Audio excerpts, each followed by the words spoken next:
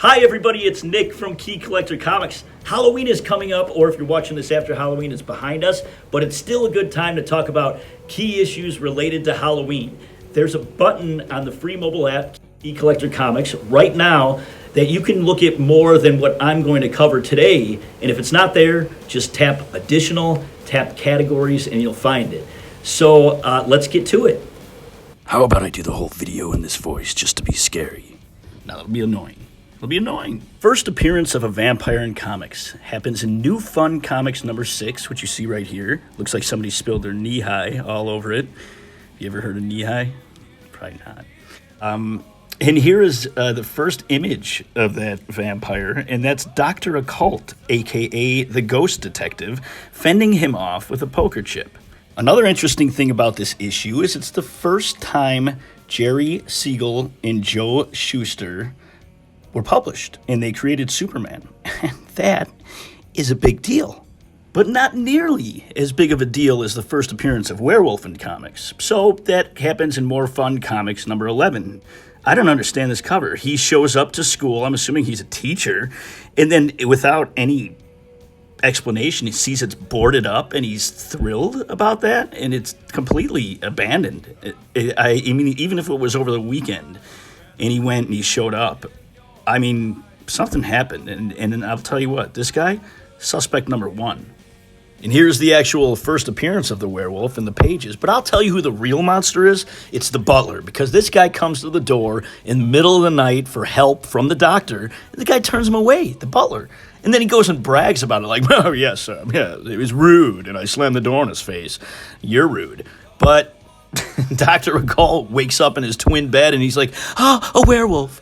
And, you know, the transformation really isn't that scary. It looks like a dog with a fluffy tail. Anyway, first appearance of Frankenstein happens in Prize Comics number 7, December 1940, where he has accepted his lot in life as a monster. No longer is he a lovable creature that's misunderstood, because he's got a woman grasped in his right arm and a baby in his left hand. So, you know, good for him.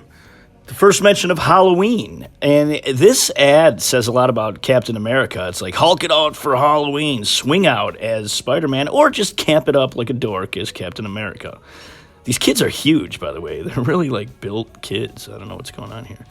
But Captain Marvel, Wiz Comics number 32, they mention Halloween in the Haunted Halloween Hotel, where they make fun of some dude's wife the whole time. It's really, I read it. Not that great. Here's a little bit of trivia for you. The first time a horror story was told throughout the entire comic was Classic Comics, also known as Classics Illustrated later, number 13 in August 1943. Comic like this on the low end goes for about $100. Casper the Friendly Ghost makes his first appearance in his own titled issue, but by the looks of his report card, it's more like Casper the Failure of a Ghost. And if we look at the school from a different angle, those poor children. I'm sure this cackling turd is familiar to most of us. It's the Crypt Keeper, and his first appearance happens in Crime Patrol number 15.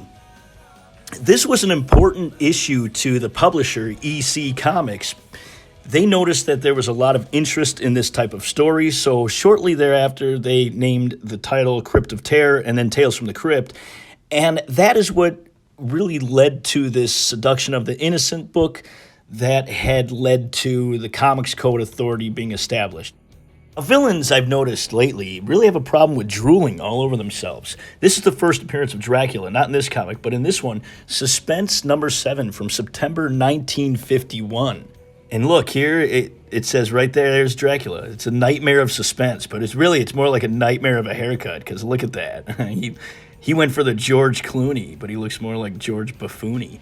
Abe Sapien from Hellboy must have some genetic connection to the creature from the Black Lagoon, who makes his first appearance in Archie's Pal Jughead number 79, and he got his nails done for such a monumentous occasion. This is an interesting one, and it was brought to my attention by somebody who uses Key Collector. I don't have the email. I can't find it. I'd mention your name. I'm sorry. It's a good time to mention Comic Tom 101 and Comics Asylum for mentioning Key Collector Comics in their videos. But the Rutland Halloween Parade is an annual event. It's a real event. It started showing up in comics in Avengers 83, which is also the first appearance of Valkyrie. And what's interesting is that the parade would show up in both Marvel and DC comics over a number of years. And in the comics, attendees of the parade would dress up as a Marvel or DC character, but they would appear in the individual publisher's issue. So it was kind of like a crossover. And I thought it was interesting. So thank you for mentioning it, kind stranger. Thank you. Next, we have the first appearance of Cthulhu. Cthulhu was created by H.P. Lovecraft in the story The Call of Cthulhu. It lives underwater, hibernating, and drives people crazy. The first appearance of the character is Skull number 4 by Last Gasp publisher, independent publisher. This book is inexpensive. You can find it on eBay for about $6. But I'll tell you what's not inexpensive. This Transformers Generation 2 Halloween special, which was a promotional giveaway, 8 pages, that's worth about $200 now. And there are others that are also somewhat valuable, not as valuable as this one, but they were also promo comics. There's a Barbie one. There's, I can only remember the Barbie one because I want it. And talk about valuable? Well, this Untold Tales of Halloween is limited to 66 copies. This issue went for $735 on eBay recently, so that's valuable. That is valuable. Don't tell me it's not.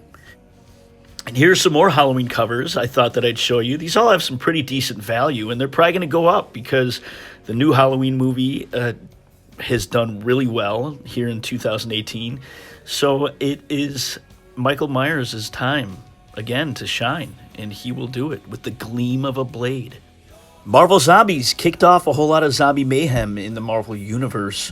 It started in Ultimate Fantastic Four number 21, which used to get about $20 for this book, but now I see it's down to it's like $1 a book now, so it might be a good time to pick it up.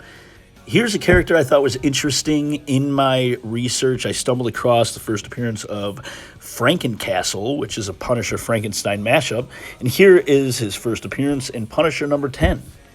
And then we have The Revenge of the Werewolf Queen. It's a Howling book, like the movie. That's a cover by Bill Sienkiewicz. I thought it was a great cover, and I'm sharing it with you because I want to share my life with you in a very hands-off sort of way. This is maybe a $50, $60 book. And here's one that surprises me. It's The Nightmare Before Christmas, Zero's Journey. It's a limited series, but it's like 12 issues, and I'm surprised that this isn't getting a whole lot of attention because it's the first original stories from the Nightmare Before Christmas franchise. It's a cute book, it's Zero, he's lost, what am I going to do?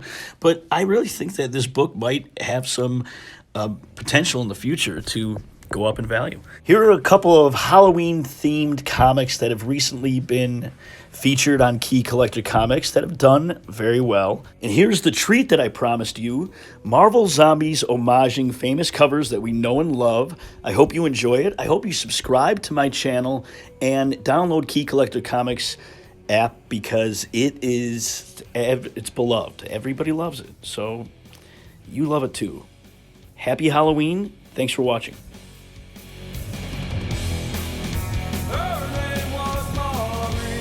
Morbid curiosity, I can't stay